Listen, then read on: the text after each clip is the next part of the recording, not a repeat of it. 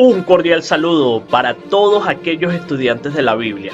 Hoy estaremos llevando a cabo nuestro tercer estudio de esta serie que lleva por título Principios de Fe. Deseamos agradecer en gran manera por acompañarnos en cada estudio que hemos iniciado y esperando con la ayuda de Dios que sea de vuestro crecimiento espiritual y para la gloria de Dios. Sin más preámbulo, empecemos. En nuestro tercer estudio estaremos estudiando acerca de Jesús. Hoy vemos por doquier denominaciones tratando de dividir a Dios. Algunos los clasifican de esta forma. Dicen que el único Dios es el Padre. Otros argumentan que es solamente el Hijo. Y otros dicen que solamente es el Espíritu Santo. Y hay quienes dicen que existen tres dioses. Sin embargo, hoy estaremos estudiando lo que la Biblia presenta concerniente a este importante punto. Creemos que Jesucristo es el Hijo de Dios. Es la imagen misma de su Padre. Leemos lo que nos dice la inspiración divina.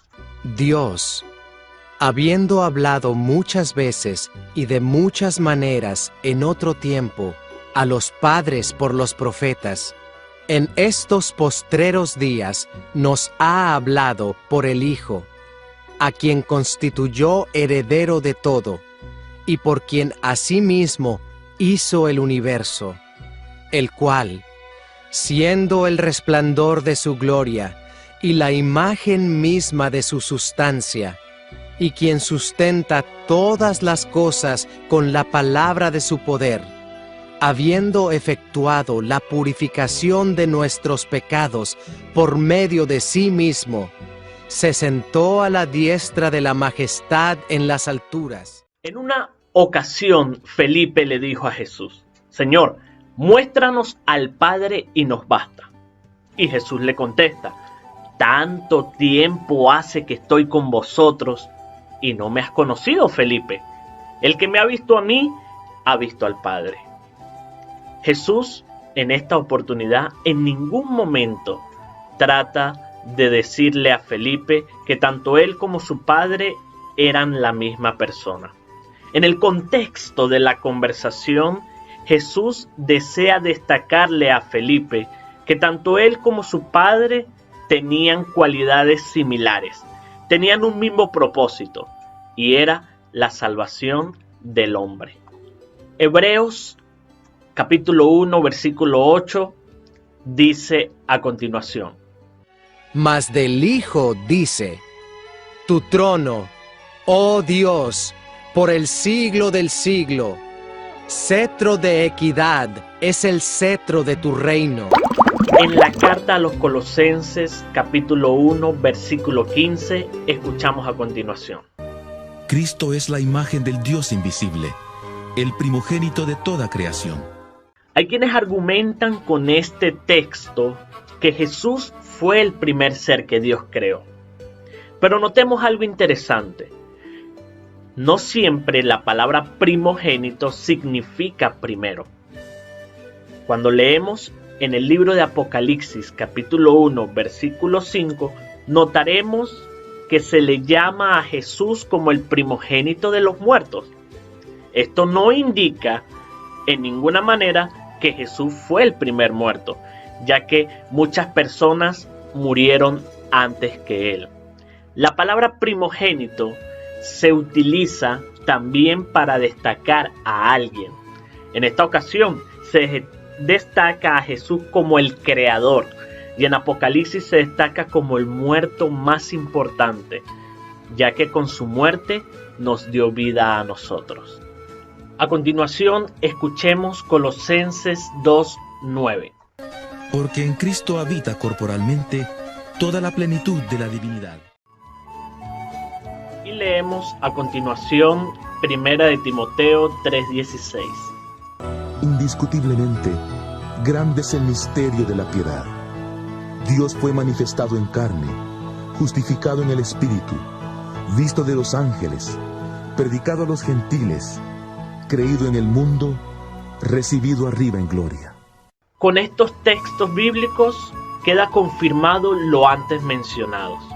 En él habita la plenitud de la deidad y Dios fue manifestado en la carne. Dios no es un ser creado, es creador. Y vamos a notarlo en algunos versículos. Creemos que Jesucristo ya existía en forma de Dios en el cielo antes de venir a la tierra. Juan capítulo 1, versículo 1 y 2. En el principio era el Verbo estaba con Dios, y el Verbo era Dios. Este estaba en el principio con Dios. Podemos observar cómo el texto que acabamos de leer habla de un verbo. El verbo era con Dios. Algunas versiones dicen el verbo estaba con Dios. Pero no solamente estaba con Dios, sino que el verbo también era Dios. Pero, ¿quién es el verbo? Vamos a ver el versículo 14 del mismo capítulo. Y el Verbo se hizo carne y habitó entre nosotros, lleno de gracia y de verdad. Y vimos su gloria, gloria como del unigénito del Padre. Vemos cómo el texto bíblico nos dice quién es el verbo. Ese verbo que estaba con Dios, ese verbo que era Dios, se hizo carne y habitó entre nosotros. Vamos a leer otros versículos más. Por ejemplo, Filipenses capítulo 2, versículos 5 y 6. Haya pues en vosotros este sentir que hubo también en Cristo Jesús. Él, siendo en forma de Dios, no estimó el ser igual a Dios como cosa a que aferrarse. Colosenses 2, 9.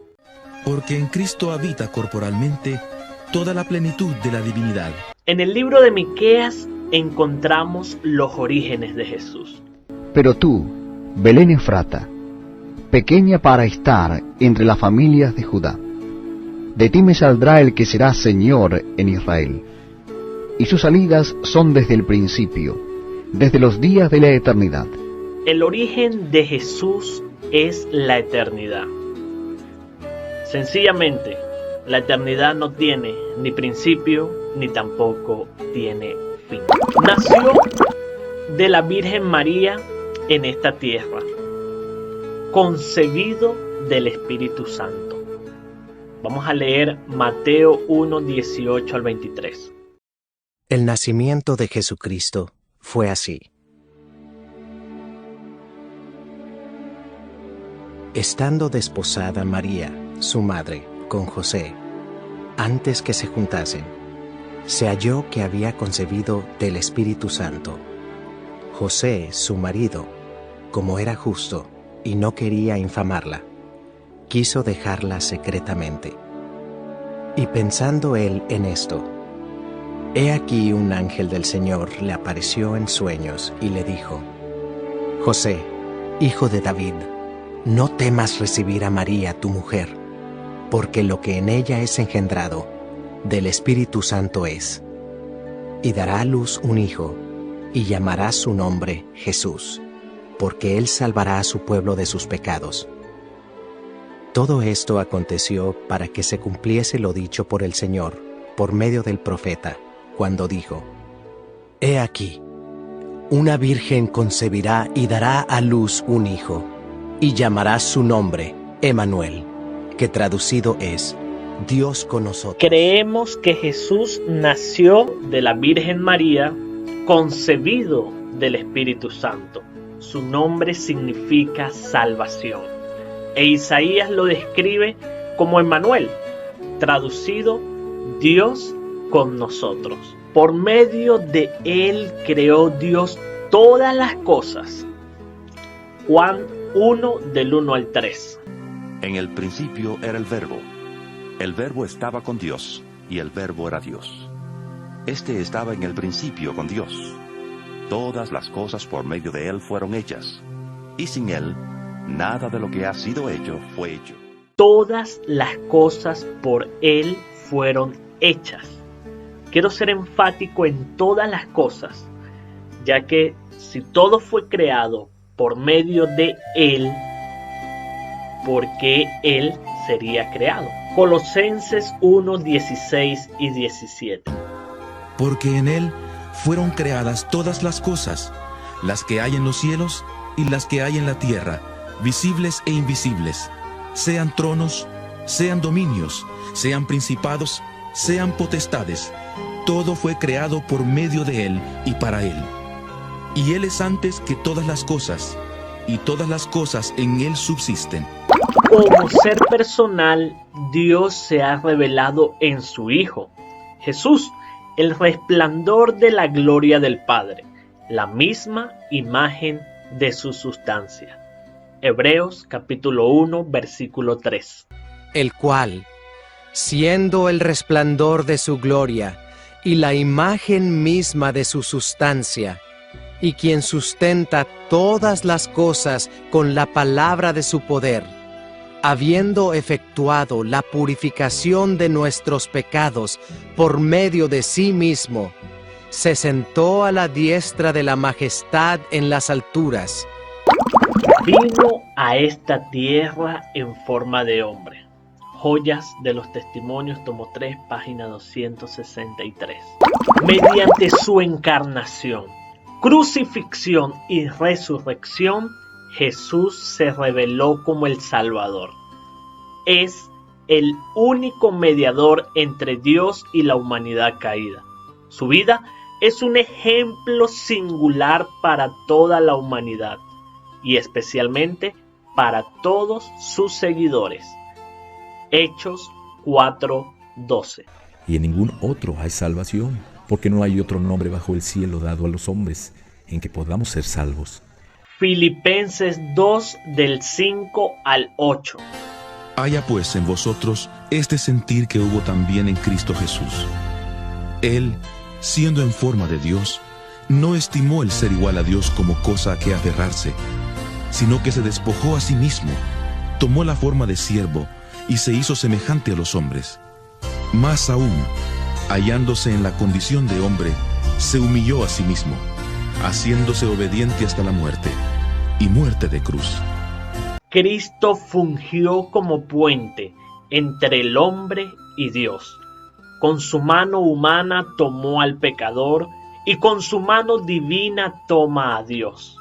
En él se unieron misteriosamente las dos naturalezas, divina, humana. Primera de Timoteo, capítulo 2, versículos 5 y 6. Porque hay un solo Dios y un solo mediador entre Dios y los hombres, Jesucristo hombre, el cual se dio a sí mismo en rescate por todos, de lo cual se dio testimonio a su debido tiempo. Hebreos 2:17.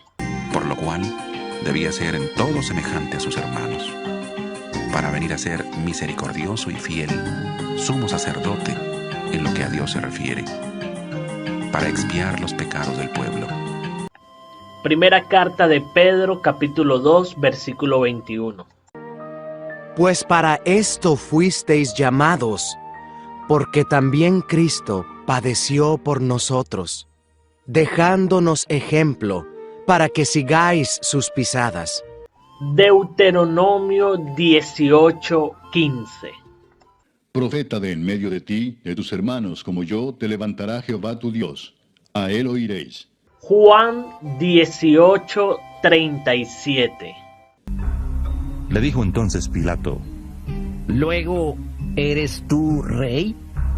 Respondió Jesús. Tú dices que yo soy rey. Yo para esto he nacido, y para esto he venido al mundo, para dar testimonio de la verdad. Todo aquel que es de la verdad, oye mi voz. En este momento Jesús intercede por ti y por mí. Es nuestro único garante y mediador. Es hoy nuestro sumo sacerdote en el lugar santísimo del santuario celestial y realiza la obra final de la reconciliación. Hebreos capítulo 8, versículo 1 y 2. Ahora bien, el punto principal de lo que venimos diciendo es que tenemos tal sumo sacerdote, el cual se sentó a la diestra del trono de la majestad en los cielos, ministro del santuario y de aquel verdadero tabernáculo que levantó el Señor y no el hombre. Hebreos capítulo 7, versículos 24 y 25. Mas éste, por cuanto permanece para siempre, tiene un sacerdote inmutable, por lo cual puede también salvar perpetuamente a los que por él se acercan a Dios, viviendo siempre para interceder por ellos. La obra final de la expiación, la obra que se lleva en este momento en el santuario celestial.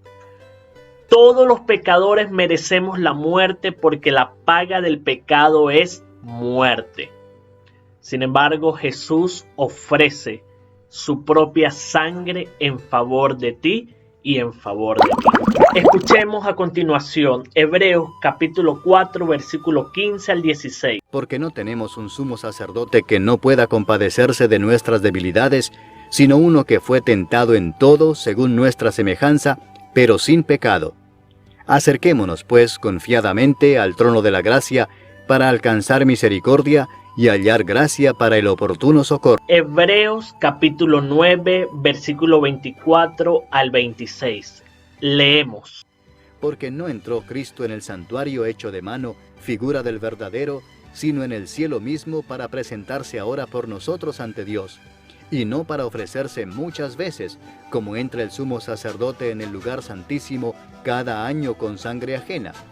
De otra manera le hubiera sido necesario padecer muchas veces desde el principio del mundo, pero ahora, en la consumación de los siglos, se presentó una vez para siempre por el sacrificio de sí mismo, para quitar de en medio el pecado. El santuario celestial es la garantía del pecador.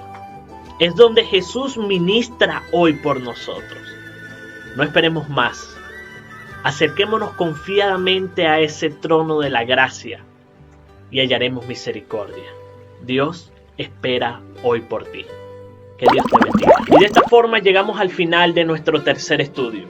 La invitación es para la próxima temática, donde estaremos estudiando acerca del Espíritu Santo. No te lo puedes perder. Será hasta una próxima. Quien les habló en esta hora, su servidor, John Escalante. Bendiciones.